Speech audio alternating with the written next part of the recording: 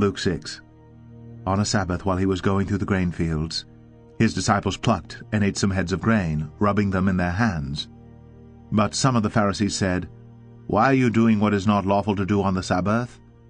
And Jesus answered them, "Have you not read what David did when he was hungry, he and those who were with him, how he entered the house of God and took and ate the bread of the presence, which is not lawful for any but the priest to eat, and also gave it to those with him? And he said to them, The Son of Man is Lord of the Sabbath." On another Sabbath he entered the synagogue and was teaching, and a man was there whose right hand was withered, and the scribes and the Pharisees watched him to see whether he would heal on the Sabbath, so that they might find a reason to accuse him. But he knew their thoughts, and he said to the man with the withered hand, "Come and stand here." And he rose and stood there. And Jesus said to them, "I ask you, is it lawful on the Sabbath to do good, or to do harm, to save life, or to destroy it?" And after looking around at them all, he said to him, "Stretch out your hand." And he did so, and his hand was restored. But they were filled with fury, and discussed with one another what they might do to Jesus.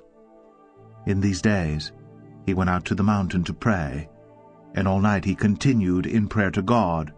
And when day came, he called his disciples and chose from them 12, whom he named apostles: Simon, whom he named Peter, and Andrew his brother, and James and John, and Philip, and Bartholomew, and Matthew, and Thomas, and James the son of Alphaeus, and Simon, who is called the Zealot, and Judas the son of James, and Judas Iscariot, who became a traitor.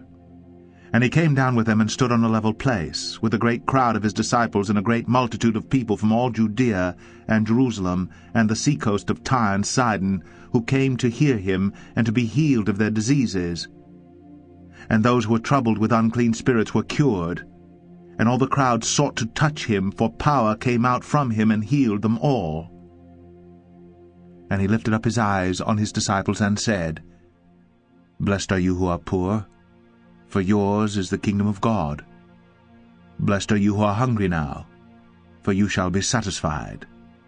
Blessed are you who weep now, for you shall laugh.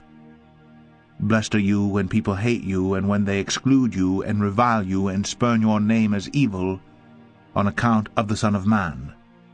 Rejoice in that day, and leap for joy, for behold, your reward is great in heaven, for so their fathers did to the prophets. But woe to you who are rich, for you have received your consolation. Woe to you who are full now, for you shall be hungry.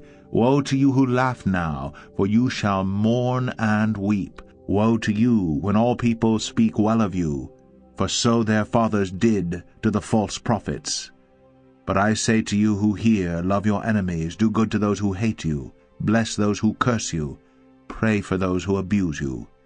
To one who strikes you on the cheek, offer the other also, and from one who takes away your cloak, do not withhold your tunic either. Give to every one who begs from you, and from one who takes away your goods do not demand them back. And as you wish that others would do to you, do so to them. If you love those who love you, what benefit is that to you? For even sinners love those who love them. And if you do good to those who do good to you, what benefit is that to you? For even sinners do the same.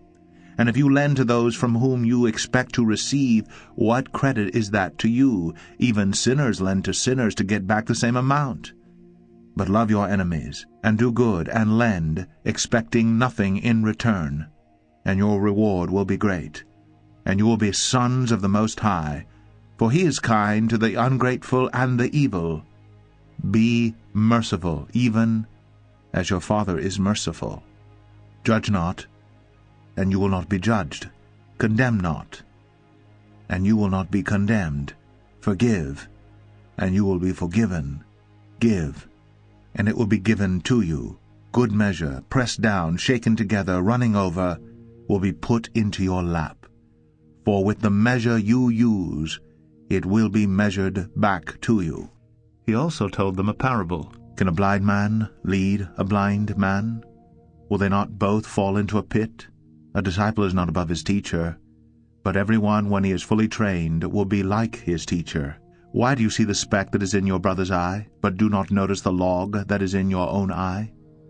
How can you say to your brother, Brother, let me take out the speck that is in your eye, when you yourself do not see the log that is in your own eye? You hypocrite, first take the log out of your own eye, and then you will see clearly to take out the speck that is in your brother's eye. For no good tree bears bad fruit, nor again does a bad tree bear good fruit. For each tree is known by its own fruit. For figs are not gathered from thorn bushes, nor are grapes picked from a bramble bush.